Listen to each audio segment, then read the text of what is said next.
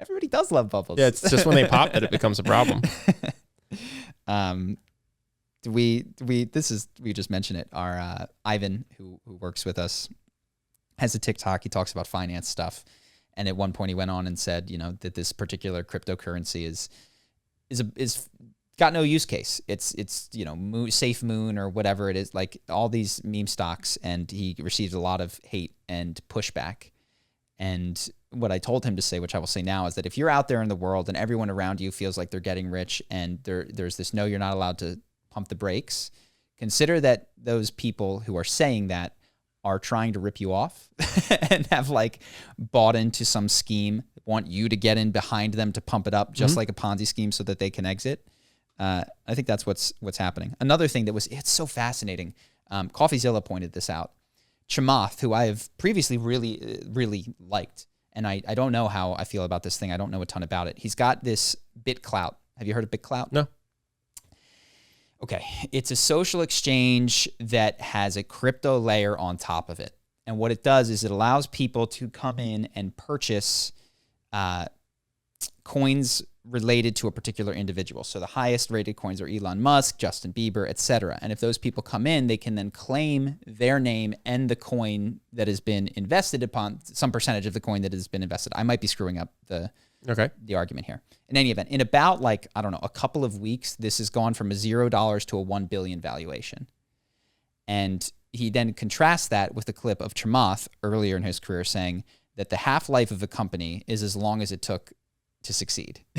So he's like, it took Facebook 10 years to become a valuable company. So imagine that they have 10 years. And he's like, so what do you think, Chamath? Like, this was nothing a month ago. It's worth $1 billion today. Where's it going to be next month? And I think Chamath was right the first time around. I don't know how much back information has gone at this BitClout thing. CoffeeZilla does an interesting job, and it's too technical for me to really deeply understand, but of kind of pointing out that they're pumping up the valuations of some of these people. Like if you look at the primary investors in Elon Musk, they're the people who received the initial coin offering. So basically what happens at this is they give all the founders a bunch of money in this fake, useless money, and then try to get everybody else in. But in order to make Elon look valuable and other people look valuable, they invest in them. It's who knows what will happen with this BitClout. My sense is, and I hope it's not the case because I kind of viewed him as like a superhero guy, that it's BS and it's going to fail. And here's I'll go out on a prediction, which is completely on a limb without a deep understanding of crypto or blockchain or anything. BitClout's going to disappear. All of these other like Safe Moon's going away. Dogecoin is going to crash, and I'll put a time frame on that of 18 months. So if I'm wrong, I'm wrong. But I'm betting on that because I'm not investing in any of these things. Yeah. So that's my completely uneducated guess of this kind of stuff. Well, I think my investing strategy, which will absolutely miss out on massive short-term gains, is try to make your money by doing something that is valuable to other people and investing in companies that are valuable to other people. So we had a friend who we were just talking to on the roof who invested a lot of money in a cigarette company because it has a high dividend. I would suggest to not do that unless you really like that cigarette companies exist, because there's other ways to get a high dividend by investing in a company that doesn't do something that you think is evil. That's almost a third point. So like that company is creating value to its customers in the sense that they are electing freely to purchase those products. But you're adding a third piece, which is, do you want a world where this particular thing grows? Like, do you want to pay for this to persist? I would try to orient people towards, when you are making money yourself, it's because you're adding value for other people. And when you invest in something, invest hoping that it will,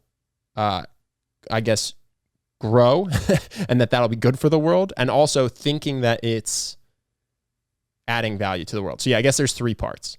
And so if you think that Bitcoin is the future because of the use cases that you understand about the technology, and you think it will be the world's reserve currency, sure, buy Bitcoin. I think that's great.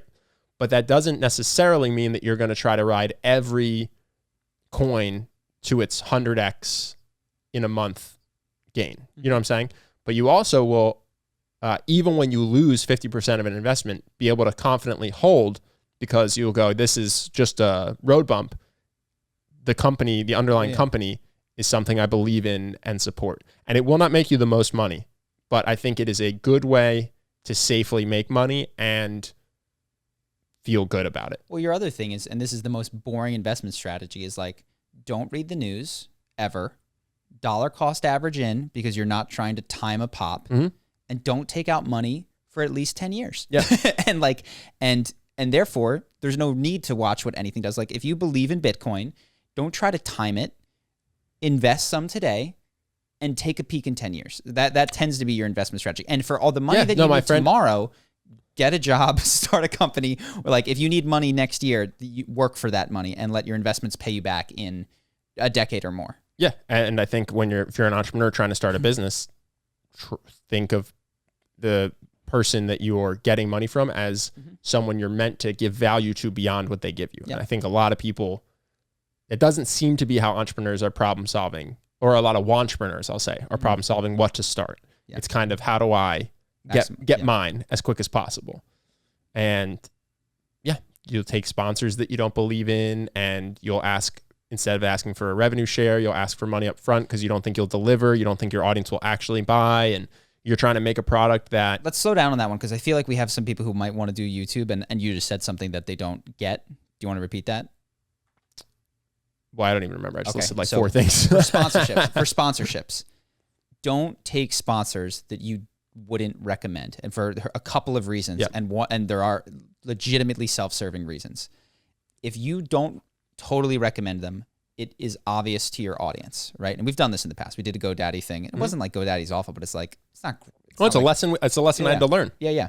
Listen, my track record's not perfect. I'm learning as I go. Sure. But it's not that GoDaddy is evil, or like it wasn't a cigarette company. I don't have any issue with GoDaddy's thing. It's just we're not stoked on it. If you can limit yourself up front and you reduce your sponsorship income because you're saying no to these what happens is you build greater trust in your audience. And when you do recommend, what you can say is, I'd like a profit share.